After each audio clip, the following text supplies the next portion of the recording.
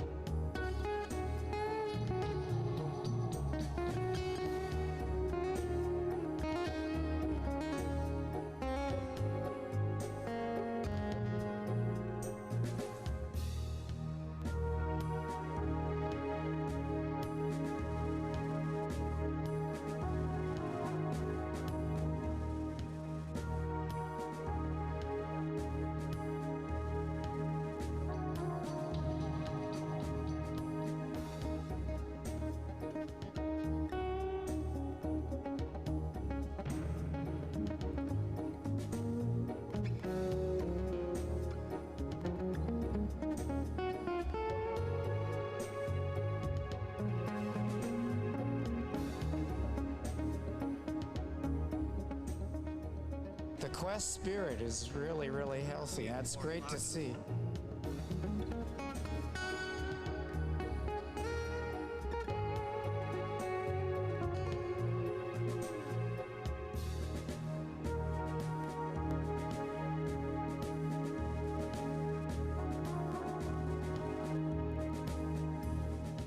This is my 20th 1,000-mile race, so it's a pretty special one for me.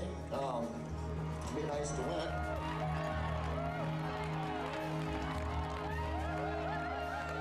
I'd first like to thank God for another opportunity to do this. Don't wish for cold. All the way. Easy to take care of dogs and easy to take care of me. I'm happy.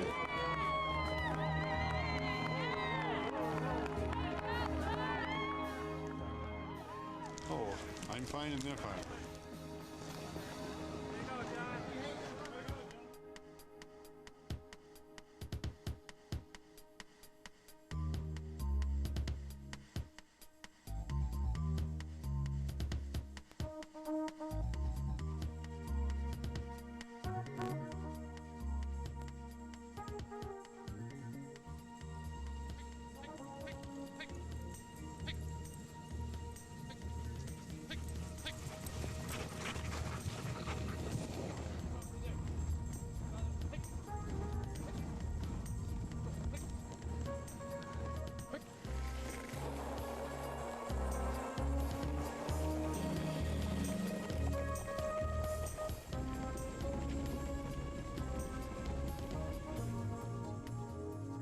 I suppose a person gets started with all the books they read when they're young. I always read books about the wilderness, and I always thought I wanted to live in the wilderness with my family. So I just gradually worked towards developing the skills necessary to do what I wanted to do. It is like a big family.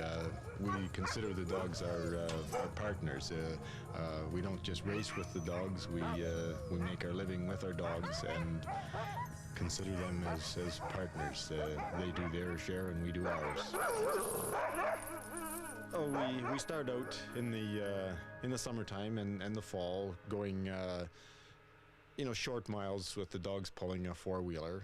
And as it gets cooler, we just gradually increase the miles, and hopefully when we get snow, then we're ready, with some reasonable distances, and then we can just increase it from there, so that they're trained and conditioned to do the miles that they have to do on this race.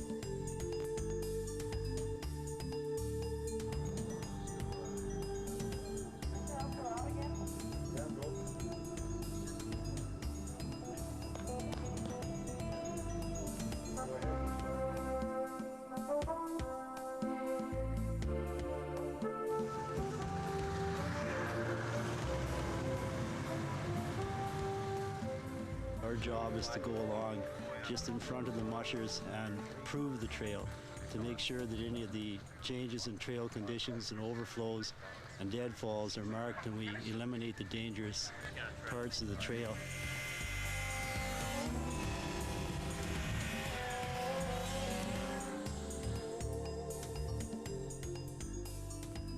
Numbers are drawn and the race is ready to begin. With Yukon Quest coverage from KUAC-FM, I'm John McWhorter.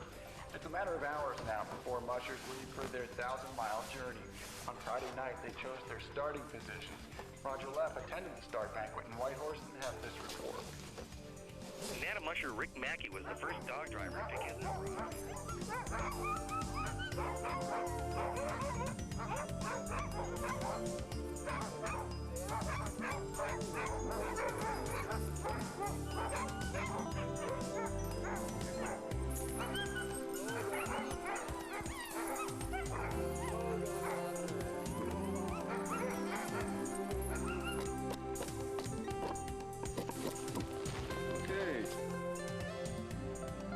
And my job is very hard, and so I came to this race to relax and recreate.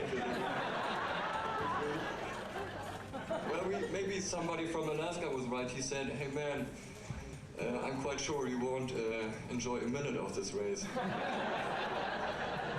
But I would try to fight against that and keep my eyes a little open for the beauty of the nature here.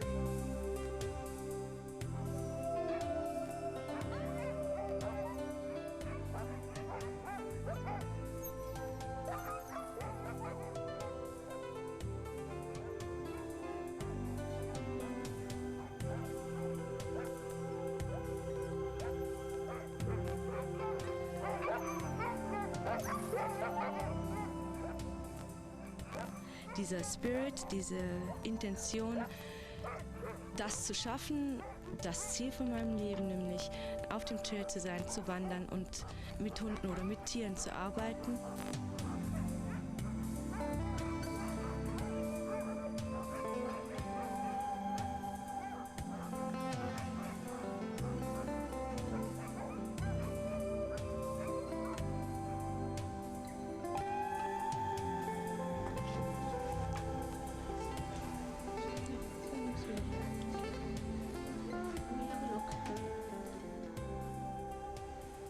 I mean, as the race progresses, they do get tired, there's no doubt about that. And, you know, we're trying to monitor their health and that they're not being pushed too far.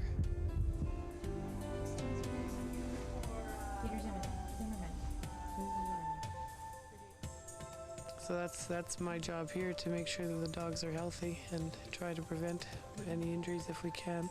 I mean, we're not going to prevent all minor sprains and things like that. You know, we do our best to monitor the dogs at every possible time to see that they're maintaining their health as they go.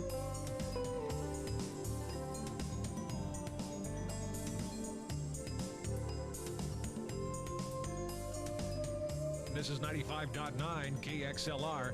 And for the Yukon Quest, weather stays pretty mild for February 1997, with just a little bit of a snow flurry, some fog.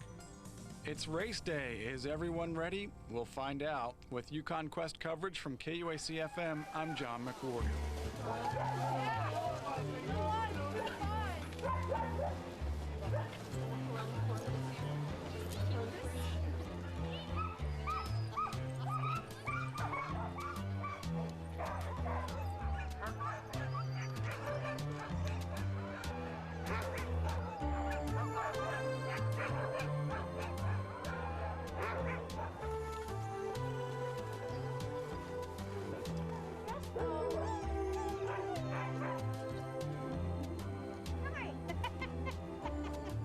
A special day, and it's you just wait to get this day, and all your preparation, all your training is paid off hopefully, and you just get away and do it. So yeah, it's a big load off your back when today comes. Different river trip, huh?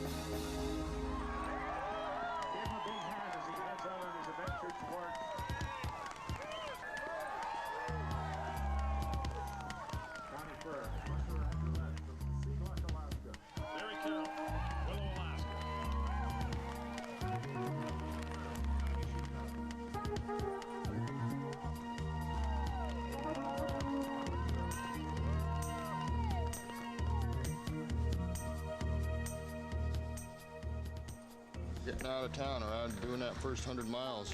First day, that's always tough in these kind of races, you know. That's the one thing that separates most of the teams, actually, is that first 100 miles, and how you deal with that first 100 miles.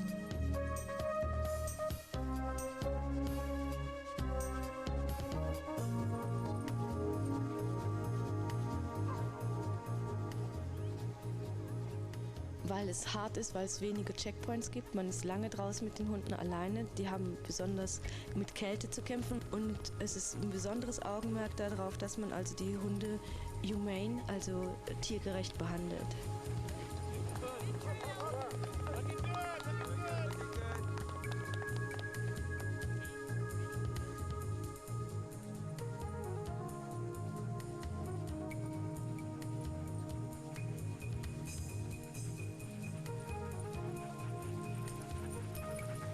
This is a very long race, and you don't want to start racing your dogs going too fast at the beginning. That's a mistake that a lot of people make.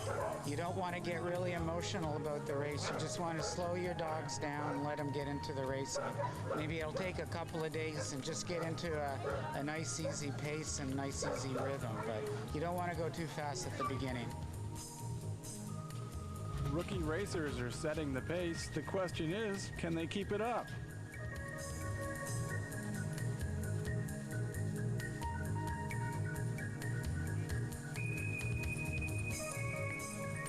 Mark May moves off on his own. With Yukon Quest coverage from KUAC-FM, I'm John McWhorter. Mark May passed up the usual rest breaks at Stepping Stone and pushed on through.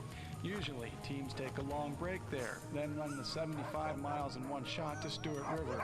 That seems to be the plan for the 6 other front-runners who at last look were still resting.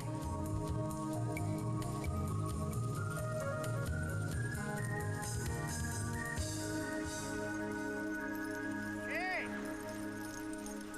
Hey! You know how far it is? The Carmax? How? What? Yeah, how far? Quite a way, 30 miles maybe. 30? Maybe, yeah, close to that. Okay, let's go, let's go.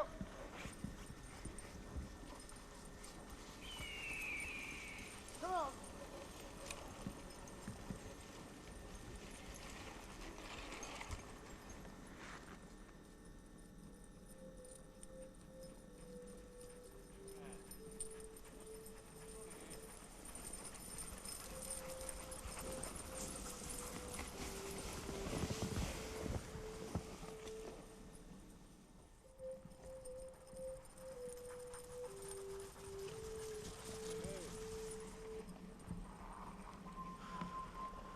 The sleds were singing their eternal lament to the cracking of the harnesses and the tinkling bells of the leaders.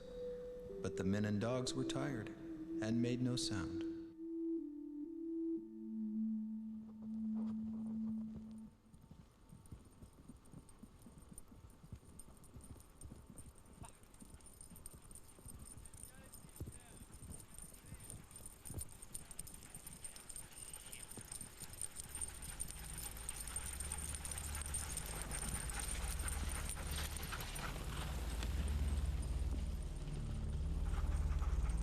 You never let them go and never let them really do what they want. You control them, and of course some of them guys get caught up in the excitement of teams going by and they think, oh, I'll just chase so-and-so for a while, and they're going even, you know, half a mile an hour faster than they do at home. And next thing you know, they got a dog with a sore wrist, and they got another one, and by Brayburn, you know, they've dropped 3 dogs.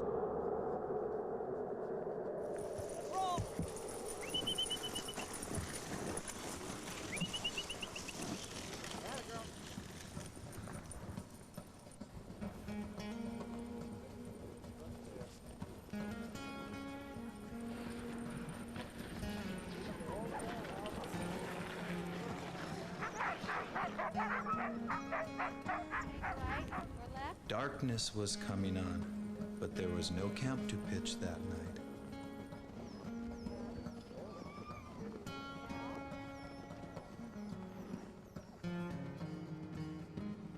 That would work.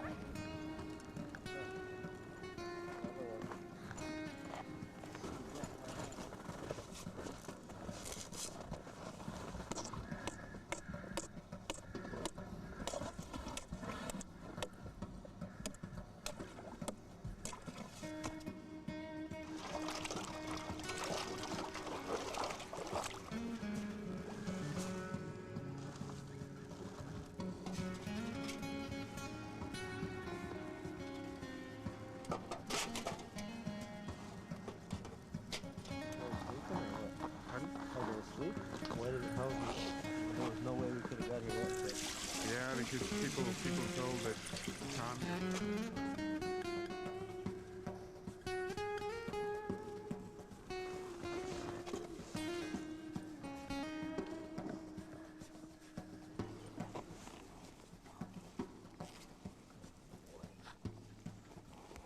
Front runners are, well, we're not quite sure. With Yukon Quest coverage from KUAC FM. Is everybody getting enough sleep out there? I was kind of half asleep and I didn't see it. Did it knock you off the sled? No, I woke up just as I hit it. Oh, yeah. Or just before I hit it, and I just ducked down, and then I didn't even realize, I wasn't even sure I'd gone past something because I was so tired. I was like, am I...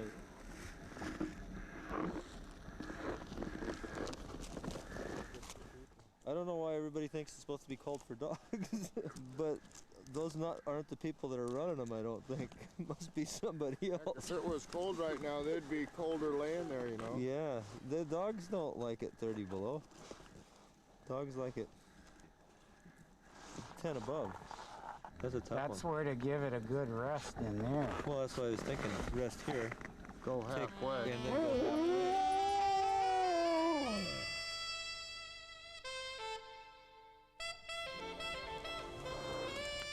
We're covering over 100 miles a day. I don't even know what today is.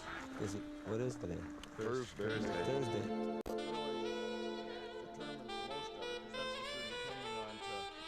To get you there, however fast you go.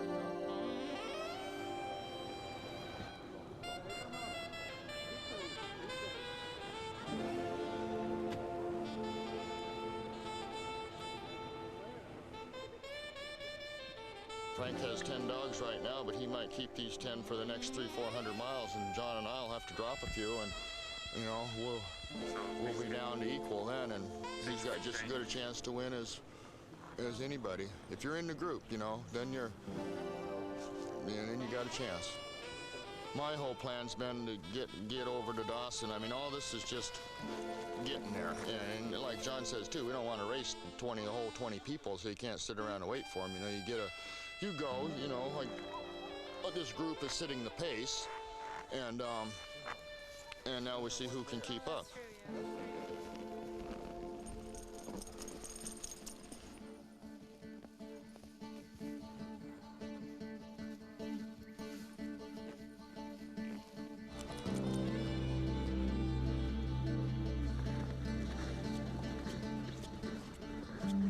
If you're 4 or 5 hours behind, say John and I that are taking life easy, you're in trouble because our dogs are in probably better shape than yours are. The only reason to be behind is if you're taking it easy and your dogs are built up. And that usually you got a guy that's just go, go, go, and he's wearing his out, so he will crash and you'll catch him. It might take forever, but you'll catch him. But if you've got guys that you're trying to catch that dogs are in good shape, well, they got to get lost or something, you know.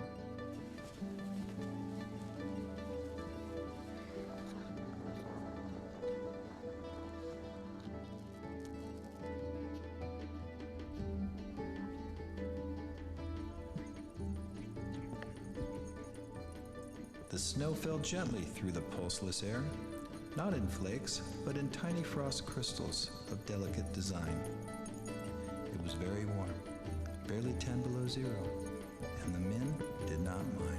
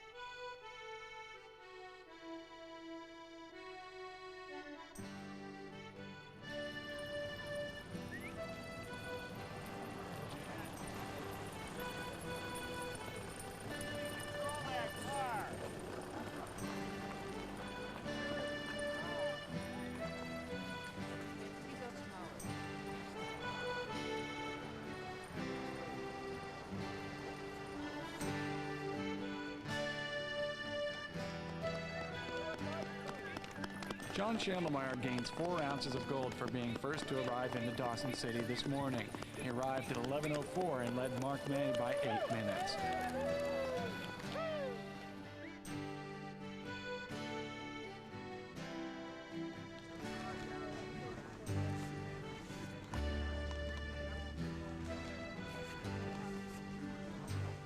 I just got a wonderful group of dogs here. I just have so much respect for them. They never, ever quit. Anytime they were tired and feeling cruddy, and I'd just whistle for them, they'd pop up on their feet and away we'd go. So they're just great. They deserve the credit.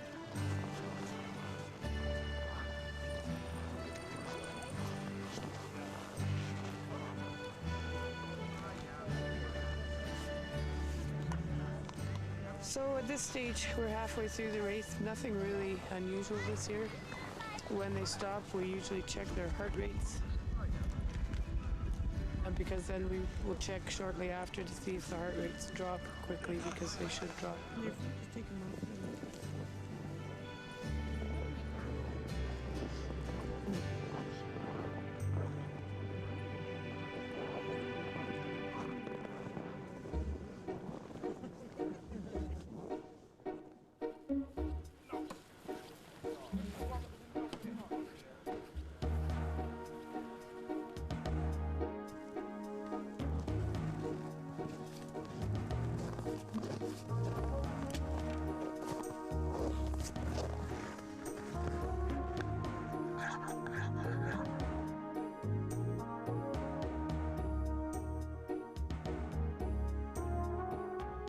They have a 36-hour period here, so we help them decide whether a dog will be fit to continue or whether or not it should just stay here.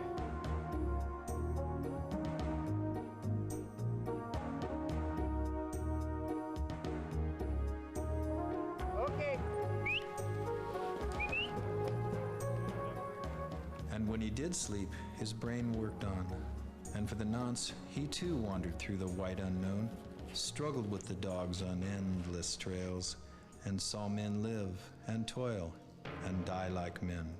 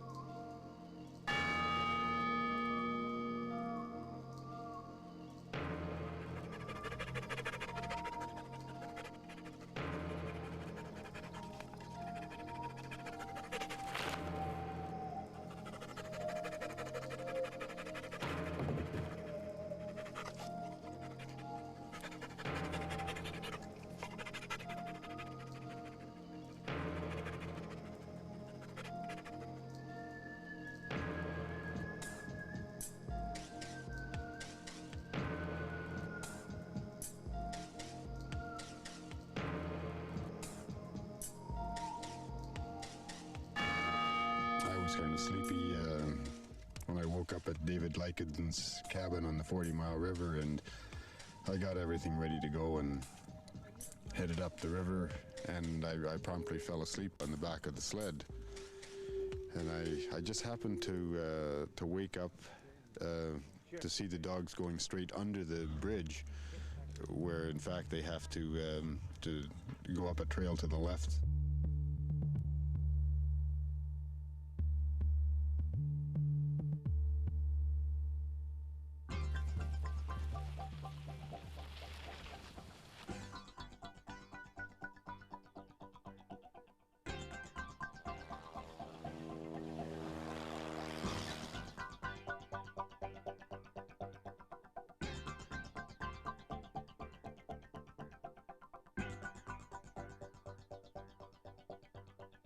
The musher Rick Mackey has been working ever since Dawson City to catch up to the front runners after oversleeping and falling back over 4 hours behind Schandelmeyer, May, and Frank Turner.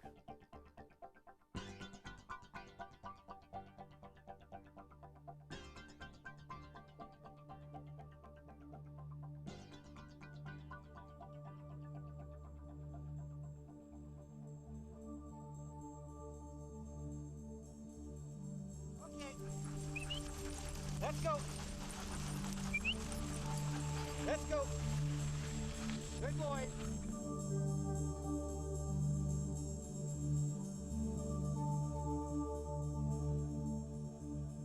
When they leave Central, they've got to go over Eagle Summit. That tends to separate people out. Yeah, it really does. Eagle Summit is traditionally been a real rough spot. Oftentimes, drivers will have to make actually several trips up to the top of the summit. They oftentimes, if they're having a hard time and their dogs just refuse to go up the hill, they will actually unload their sleds and then carry their gear up to the top of the hill, make 2-3 trips, and then that way they have a light enough sled where the dogs, they figure that they can pull it up the hill, and so it's a very demanding run, that's for sure. One thing that's also a problem this year, I understand that there's very little snow up in Eagle Summit. It's quite a windy area, and most of the snow is blown off, and so they're going to be traveling over a lot of bare ground. That's at least the last report that I got from race officials.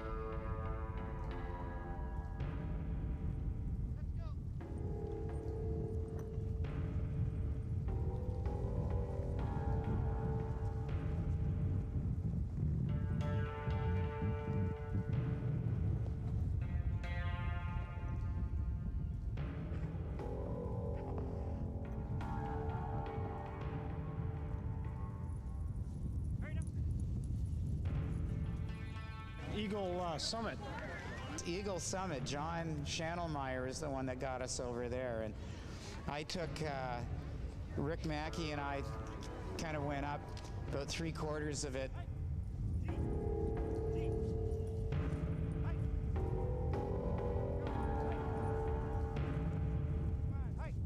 And then we got real tired, and then John's team came by, and they're the ones that moved things over, so he deserves the credit for that. That's a real nice team that he's got.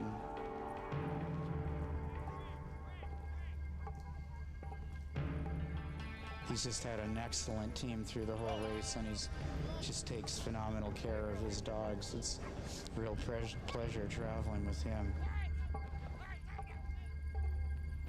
So it's been a big concern that I might be the guy stuck on the hill this year, you know, and sitting there like old Cowboy Smith, 5 hours, he was stuck right there on that last part.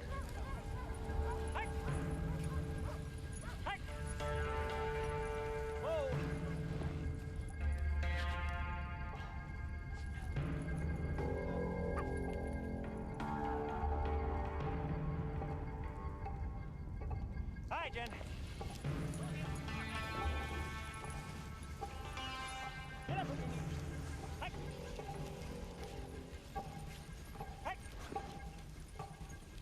Today I didn't feel it was that bad. I was a weak part of the team, you know. I smoked too damn many cigarettes, and I just couldn't run.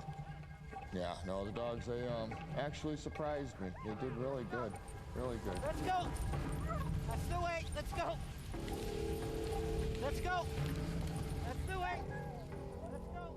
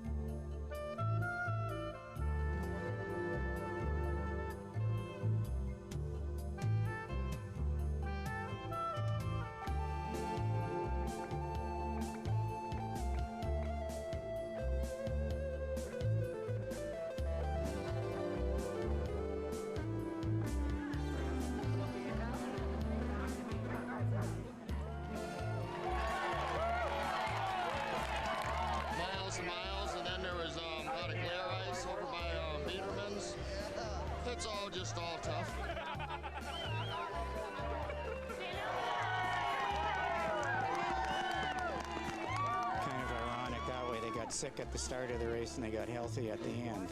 So if I can turn it around the other way, it'll probably be not a bad combination too. Okay.